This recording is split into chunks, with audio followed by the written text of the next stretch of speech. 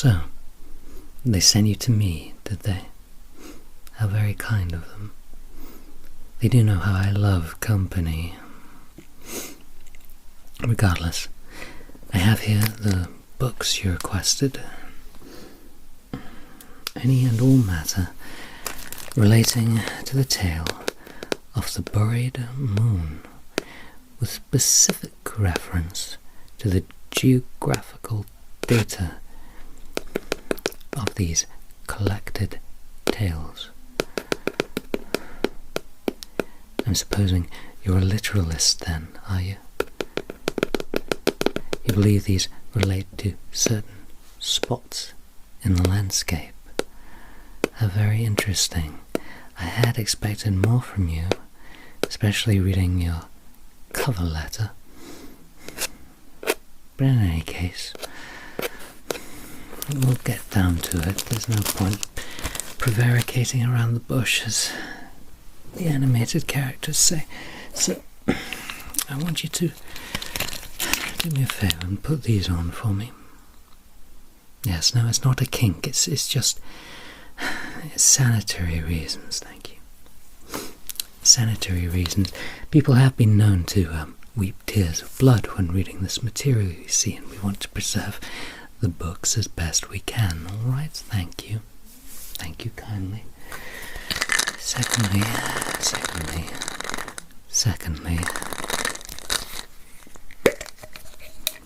I would appreciate it if you took one of these tablets. This will prevent nausea and also heighten your perception. You might be able to see what otherwise you could not within these pages. So if you'd just like to take this, you'll find a glass of water just to your right there. Good. Okay. Yeah, just swallow that down if you can. Just it might take a few sips. These are quite hoarse tablets, but good. Good. Now, what I will be doing as you read this material is, if you just give me your arm, any arm, it doesn't matter, I will be monitoring, and if I can find it, it's rather shallow, your pulse. I'll be monitoring your pulse. I don't want you bleeding about the place, and I don't want you going into any kind of cardiac event in my library. Thank you very much. Alright. Okay, well, it's quite steady just now. So, I think we'll begin. Now, I'm sure, as you know, the first version, if you like, of this tale to reach public scrutiny was collected by Marie Balfour in the late 19th century, when the study of folklore was just really taking off. What we have here is a privately published edition of that tale, unexpurgated, unedited. This is the raw account that she took from the little crippled girl who told her the story. Apparently she learned it from her grandmother. Let's see if we can just find the page I had it marked out for you. Don't want to waste any time. I know you're a fast reader. That's good. That's very, very good. That will help us immensely here. Here we are. Yes. The Buried Moon. You'll find it complete here. You can scan it if you like. Here you go. Now, while you do that, please feel free to dictate any notes to me. I'll take them down and turn the pages for you, if that's to your liking, of course. Let me grab my notebook, and please go ahead.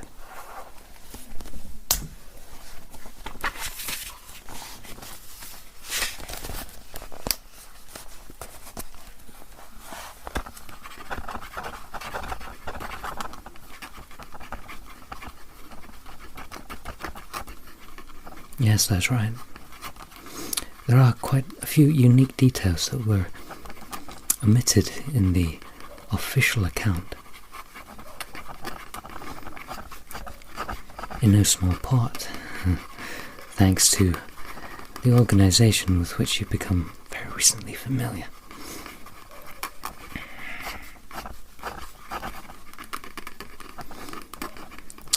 Yes, that's right. You should take particular note of that. The snag that dragged down the moon, in which she trapped her bare, slender foot. That's right. This was collected in North Lincolnshire, of course, which is was at the time covered in cars. That is to say, rather boggy, swampy woodland. You'll find as you go on that these tales do take on a local flavour.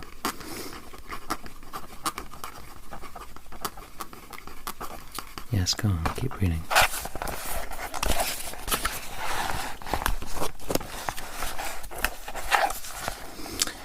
And yes, very good. They were right about you. It is heavily doctored, but you can tell there's still the pagan aspects behind the elements of the stone, the cross, etc.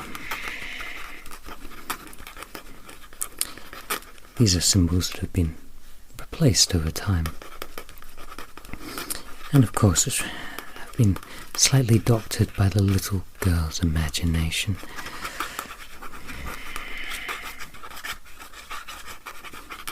Yes, North Lincolnshire. You're really honing in on this geographical thing, aren't you? You're not the first, don't worry. There was one we had in who was convinced that if he matched up all the little dots where one performed the calling down the moon ritual in folklore, he would be able to construct a perfect golden spiral over the map of Great Britain. There was another one who was convinced that they matched up perfectly with ley lines. Both efforts came to naught, I have to warn you.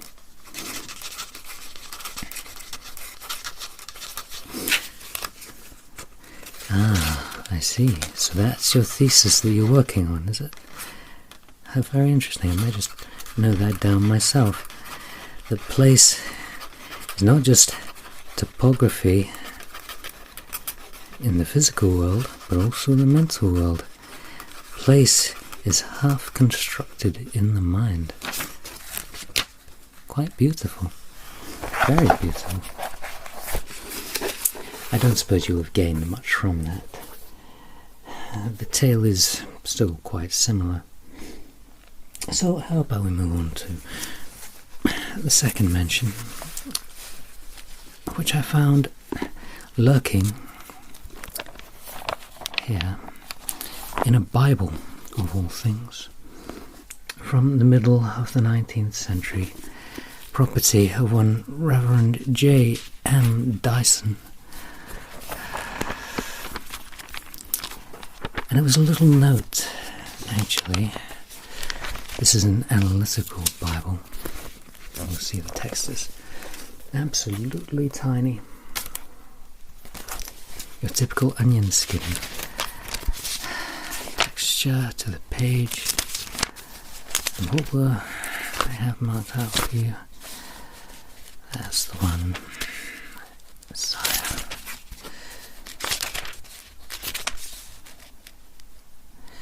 Ah, yes. It was marked here.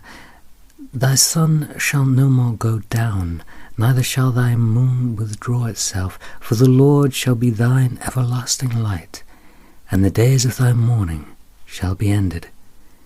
Thy people also shall be all righteous. They shall inherit the land forever, the branch of my planting, the work of my hands, that I may be glorified. A little one shall become 1,000, and a small one a strong nation. I, the Lord, will hasten it in his time.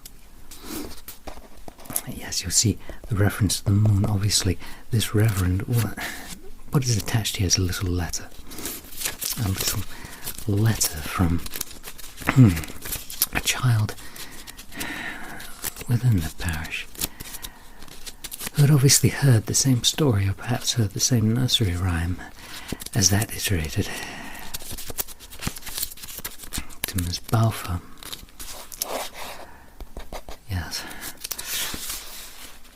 And was requesting some guidance from this particular reverend, who quoted this passage as a means of alleviating his worry.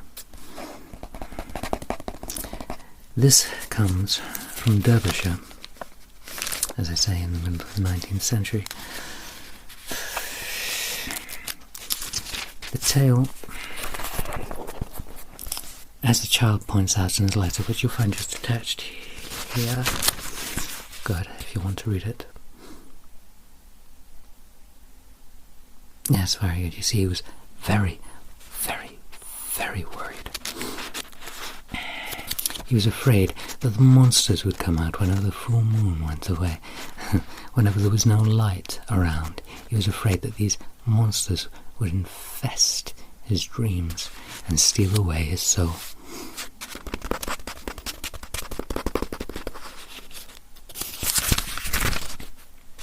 Go on. Make your conclusions. I'm quite interested to see how this relates now. Right. Right. Ah, interesting. Very interesting.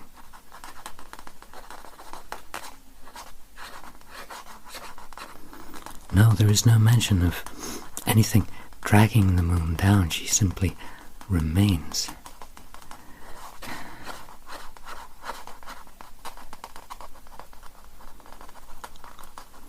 Yes, the lack of local flavour does suggest some degree of modernity, even though this is an earlier iteration of the tale. You can tell where the Industrial Revolution is starting to creep in. Satisfied? Good. Now, this is not, strictly speaking, a version of the tale, but it is related to it in the sense that it is from the late 18th century, 1798, and contains a selection of sayings and children's nursery rhymes with selected analysis by the author. Local sayings from Carlisle. Yeah, you'll see. All neatly laid out in proper metre, which is very considerate, and giving lengthy passages of analysis. Yes, as I say, Carlisle. That is the one. Related, I would say, in my own analysis of the little poem, to the traditional nursery rhyme of starlight, star bright. Now I know in modern criticism that's often been attributed to Miss Balfour's interpretation, that the child was simply under the influence of an earlier fairy tale, but I'm not so sure. You can read it for yourself. There you go, this is a very old book, so just be careful with it, alright? Just be careful. Go on. Yes, it's very short, so just... And you have to allow, of course, for the biases of the times in the analysis. Children were not given as much licensed as they are today.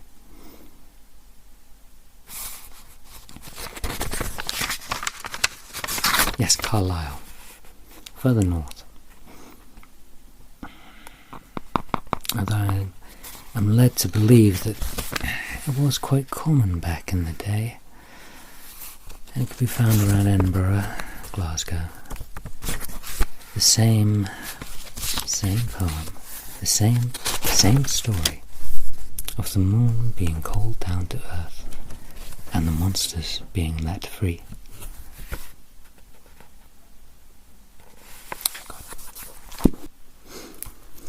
And going back further back, about 2 decades or so, comes from a book of literary anecdotes.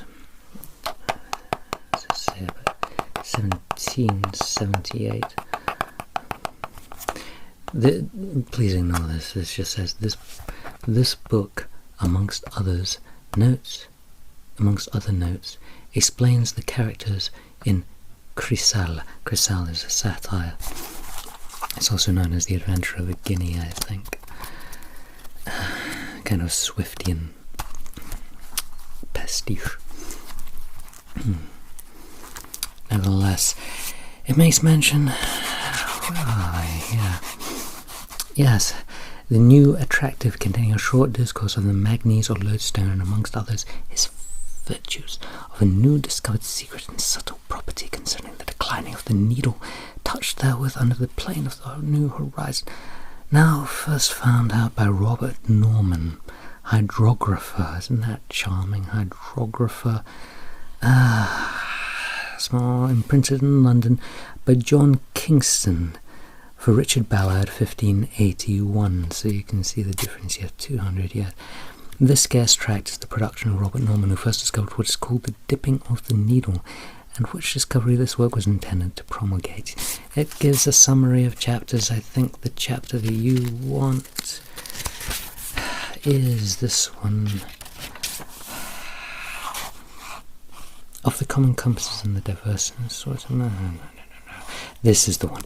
After which followeth a table of the sun's declination and 3 other astronomical tables, in which he makes reference to, of course, a little story from his hometown, relating to the time that the moon was called down, and all was dark in the night, for endless seasons, so it seemed. Go ahead, read on. Yes, you'll note that this is further south again. That's right. We're around Surrey this time.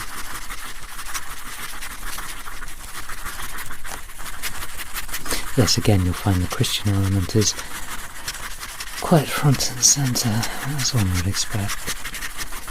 It's the variation. You've got to pay attention to the variation.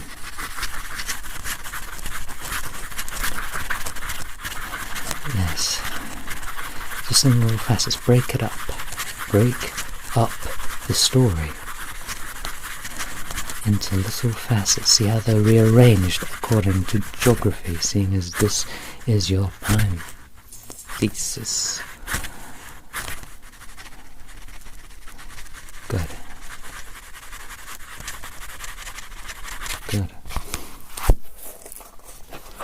Satisfied? Fine. How are your eyes, might I ask? How are your eyes? Look at me, look up. Let me see. A little bloodshot, otherwise you're faring up quite nicely. Your pulse slightly elevated from when we started, but it is remarkably sturdy, of a good pace, a good character. I think you're ready for a last little venture. Seeing as we already addressed that these go back even 200 years prior to that, 1581. Let's get this back. What do you mean I should be wearing gloves for this? I am wearing gloves.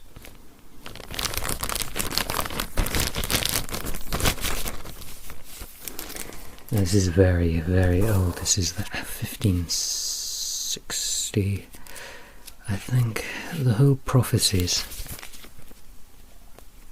perhaps you can see this, of Thomas the Rhymer, Marvellous Merlin, Burlington, Walwave, Eltram, Bannister, Sibylla, Bishop Usher, of course.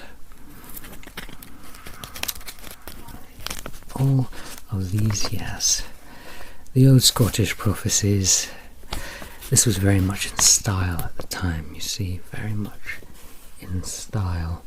These collections of prophecies, given the political tribulations, most wars, people were convinced war's the end times, but as we know, well, maybe it was.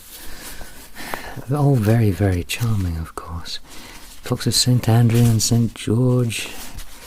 All of these beautiful, beautifully rendered prophecies. Yes, the noble queen and matron called Sibylla, Regina Alftrith. Oh, okay. All of Britain and Scotland shall reign, the most noble and valiant chieftain that ever was. Yeah, right. In any case, this notion of sacrifice that you'll find here at the end idles away. Treasure searching fire shall burn the ground and rage with fatal ire. This is what I wanted you to look at. Right here. Right. Yes, you see. This whole prophecy. Yes, this is further north again. Very far further north. So far north. In the Highlands. They couldn't possibly, at that time, bordered off by mountains, have at all that much contact down south. And yet the tale remains strikingly similar. The cooling down of the moon.